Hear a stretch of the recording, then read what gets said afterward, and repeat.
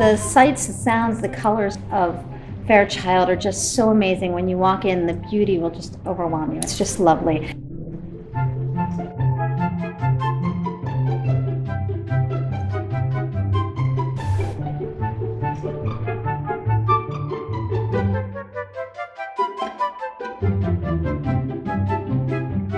Plants are the lifeline of everything. You know, you can't have animals without plants. You can't have people without plants. Most everything that we use is from some derivative of plants, and that's why it's important.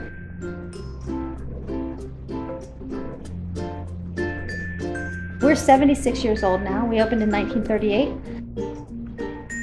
The land was purchased by Colonel Montgomery, who is a local philanthropist, who bought the land in order to give a place for Dr. David Fairchild to put his plants that he had been collecting from all over the world. Dr. David Fairchild was a famous botanist, plant explorer, worked for the U.S. Department of Agriculture, where he would go around the world looking at different plants and looking at the viability of those plants for agricultural purposes in this country.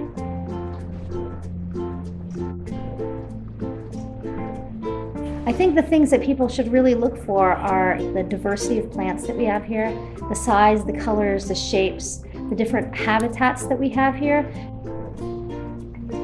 We have the largest rainforest in a botanic garden in the country. It's 3 acres. The Butterfly Conservatory is something that you can't miss when you come here. The edible plant garden is a really nice demonstration plot. It allows us to be able to showcase what edible plants grow well here in our community. We often do a lot of teacher professional development workshops in there. We do a lot of classes and summer camps in there. We have a demonstration plot in there that during the summer camps, these kids plant and they get to tend to it the entire time that they're here. It's lovely though for kids to be able to get in there and just see the different types of foods that they can grow in their backyard and understand how healthy it is to have these things be accessible to them.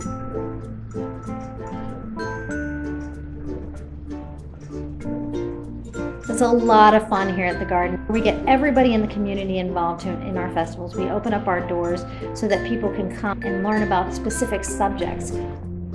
The Chocolate Festival, which comes up in January, is one of our largest festivals. And we have chocolate tasting, we have chocolate activities, we have a scavenger hunt through the garden, we have cooking demonstrations, we have lectures for all ages. The Million Orchid Project is my favorite initiative that we're doing right now, and there's a lot of great initiatives. The first idea is it's conservation of endangered native orchids. It's an urban beautification project and it's an education project. What our goal is to propagate 1 million local, native, endangered orchids and put them back out into the community. Not necessarily into the woods, into the Everglades, but into the urban centers. And the idea is that we're getting people in the community involved in this. It's becoming this large citizen science initiative. And now what we've done over the past year is be able to get schools involved in this process. And so now we have 31 high schools who actually have micro labs within their schools where they're helping us to grow these orchids. In addition to that, we also have students in our field trip programs be able to plant these orchids and actually take them back to their school with them. Now we're extending the Million Orchid Project that way. And then when these orchids become large enough to be able to put out, the ones we're growing in the lab, the students will be able to put those out into their school trees if they have the proper trees, or into their community. Eventually we'll have millions of orchids growing along our streets and in our schoolyards and in our community.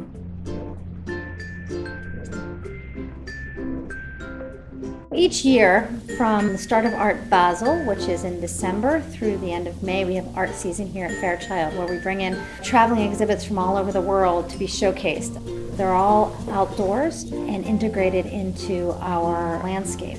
And it's lovely to see the connection between art and nature and how well we can pull it off here because we have so many different spaces. This year we have our Chihuly exhibit. This is the 3rd time it's come to Fairchild. It is beautiful hand-blown glass that are massive pieces throughout the garden. We have 23 installations currently, thousands of individual pieces of glass, just amazing. In these bright, bright colors that allow us to showcase them in this beautiful green environment with the beautiful blue sky, and then all of a sudden you come across something and it's beautiful yellow on top of that. It really makes you stop and look at how these two things can be integrated, the art and the nature, so well.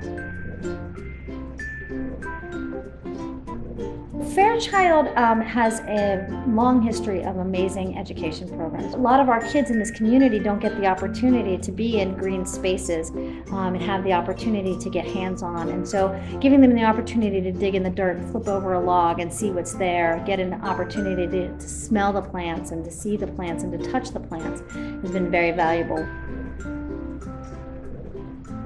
Culture shock is very important in our community. It gives kids an opportunity to go and see the things that they may otherwise not be able to see. They get to go places they may otherwise not be able to go. And I think Fairchild and Culture Shock is a wonderful partnership because it gets kids to be able to come to Fairchild, experience what we're doing here. It allows us to open up to a larger audience, a newer audience, get these kids inspired to want to learn more and come back. But it also gives them an opportunity to see that nice connection between art and nature. It gives them an opportunity to understand how science and art are closely related and how they work so well together and how important that is.